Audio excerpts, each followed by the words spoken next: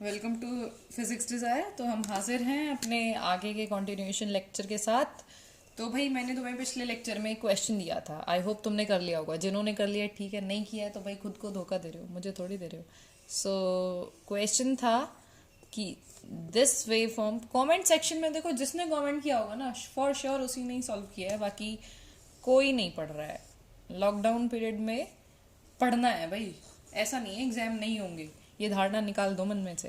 Okay, हम बात कर रहे थे कि हमारे पास ये दो अलग अलग वेव फॉर्म्स थे। तो क्या ये वेव फॉर्म्स आपके ऑल्टरनेटिंग करंट को शो कर रहे हैं? तो भाई by the definition of alternating current हम तो आज तक ग्राफ जो है इस तरीके का देखते आए हैं। तो इसमें और इसमें तो कोई ज़्यादा अंतर तो है नहीं, तो ऑल्टरनेटिंग ही होगा, यही सोचा होगा ना आपने। तो ये नहीं है, पहले बता दूं, ये ऑल्टरनेटिंग करंट नहीं है। क्यों नहीं है, उस क्यों का जवाब जरा मैं थोड़ा विस्तार से देती हूँ, समझना। हम कह रहे हैं कि ऑल्टरनेटिंग करंट वो होता है जिसकी मैग्नीट्यूड और जिसकी डायरेक्शन, यार ये केमिस्ट्री का एमजी क्यों लिखा जाता है मैग्नीट्यूड में, मैग्नीट्यूड और डायरेक्शन जो है दोनों चेंज हो कॉन्टिन्यूसली विद टाइम, राइट। अब यहाँ देखो, मैग्नीट्यूड तो चेंज हो रही है हर पॉइंट पे, राइट। क्या डायरेक्शन वेरी कर रही है? अब तुम कहोगे ग्राफ में डायरेक्शन कैसे देखें? एक पॉजिटिव एक्स एक्सिस होती है, एक नेगेटिव एक्स एक्सिस होती है, एक पॉजिटिव वाई एक्सिस होती है, एक नेगेटिव वाई एक्सिस होती है। तो दोनों अलग डायरेक्शन हुई कि नहीं हुई, राइट। तो तुम देखो, क्या ये ग्राफ नीचे आया? नहीं आया ना। क्या ये ग्राफ ऊपर गया? नहीं गया ना। तो यहाँ तो ये पॉजिटिव डायरेक्शन में ही है, यहाँ ये नेगेटिव डायरेक्शन में है, तो इसमें भाई डायरेक्शन तो चेंज हुई नहीं। तो हमारा ऑल्टरनेटिंग कहता है मैग्नीट्यूड प्लस डायरेक्शन दोनों वेरी करने चाहिए, नहीं करेंगे तो ऑल्टरनेटिंग करंट नहीं है। So these both are not in the category of alternating current. I hope you can understand it easily. अच्छा सवाल था, सोचा डिस्कस कर लेते हैं।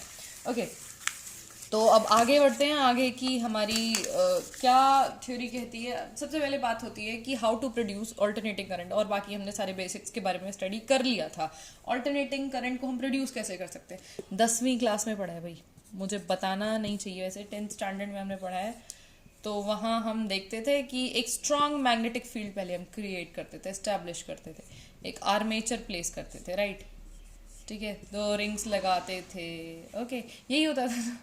सो इतना डेप्थ में नहीं जाएंगे क्योंकि हमें इलेक्ट्रिक जनरेटर की वर्किंग नहीं करनी है, ऑब्वियसली तुम लोग करके आए हो। मैं सिर्फ इतना बता देती हूँ, एक शाफ्ट लगाते थे, वहाँ से आप उसको घुमाते थे शाफ्ट को, वहाँ से मैकेनिकल एनर्जी आप उसको प्रोवाइड करवाते थे और आपकी जो है इलेक्ट्रिसिटी जनरेट हो जाती थी, राइट। हमारा इसका प्रिंसिपल भी ये कहता है, जहाँ मैकेनिकल एनर्जी को इलेक्ट्रिकल एनर्जी में कन्वर्ट कर दे उसको हम बोल देते हैं क्या? Alternating current? नहीं, बिल्कुल नहीं, इसको हम बोल देते हैं एसी जनरेटर या एसी डायनामो के नाम से भी आपने इसको सुना होगा। सो इसी से ही हम प्रोड्यूस कर सकते हैं। और भी वही टरबाइन वाला आप लोगों ने सुना ही होगा एग्जाम्पल, टरबाइन पे वाटर को बहुत हाइट से फ्लो करवा देते हैं, टरबाइन शाफ्ट जो है वो मूव कर जाती है और आपका करंट जो है जनरेट हो जाता है, इलेक्ट्रिसिटी आपकी प्रोड्यूस हो जाती है। तो ये प्रोसेस हो रहा है आपके पावर प्लांट्स में जहाँ करंट प्रोड्यूस किया जा रहा है। ओके, चलो अब बात करते हैं आगे। ऑल्टरनेटिंग करंट बेसिकली हमें पढ़ना है। तो ऑल्टरनेटिंग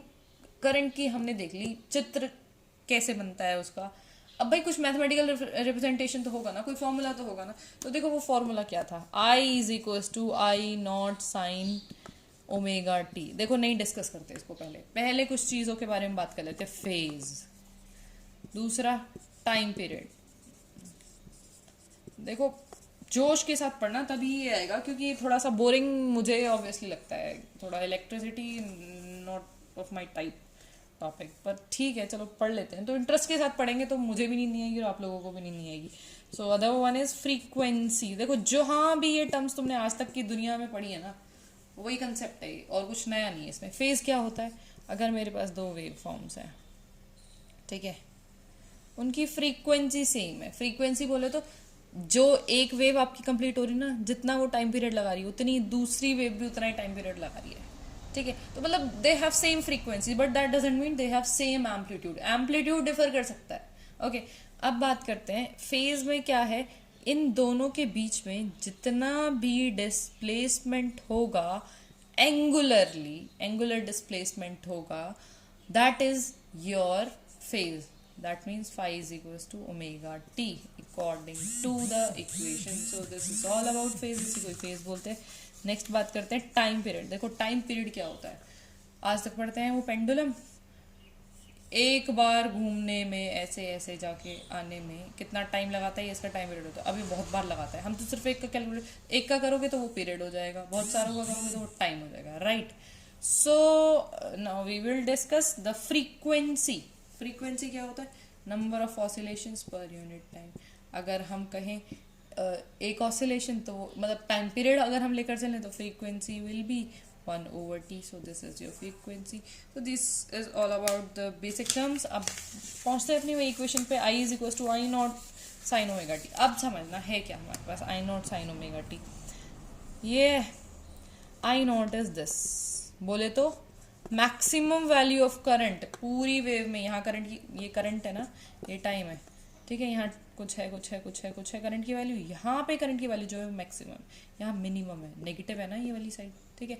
सो यहाँ मैक्सिमम, तो मैक्सिमम वैल्यू जितनी भी होगी करंट की, that is your I not, या इसको हम बोल देते हैं पीक वैल्यू या मैक्सिमम वैल्यू, कुछ भी आप बोल सकते हैं उसको, ठीक है। अब भाई ये साइन ओमेगा टी क्या है, ठीक है, जहां हम डायरेक्ट करंट पढ़ रहे थे वहां तो हम डायरेक्ट लिख देते हैं भाई 6 एम्पियर, 5 एम्पियर, 10 एम्पियर, जितना भी करंट हो इसमें, मतलब आई नॉट की जगह जो भी जितना भी रहेगा, ठीक है। तो या मैं लिख दूँ कुछ आई नॉट, ठीक है, उसके अलावा तो कुछ आता नहीं है डायरेक्ट करंट में। यहाँ साइन ओमेगा ठीक है भाई, तुमने एक ही चीज़ तो डिफरेंट पढ़ी है इसमें डायरेक्ट करंट और ऑल्टरनेटिंग करंट में, कि यहाँ पे डायरेक्शन जो है वो कॉन्टिन्यूसली चेंज होती है,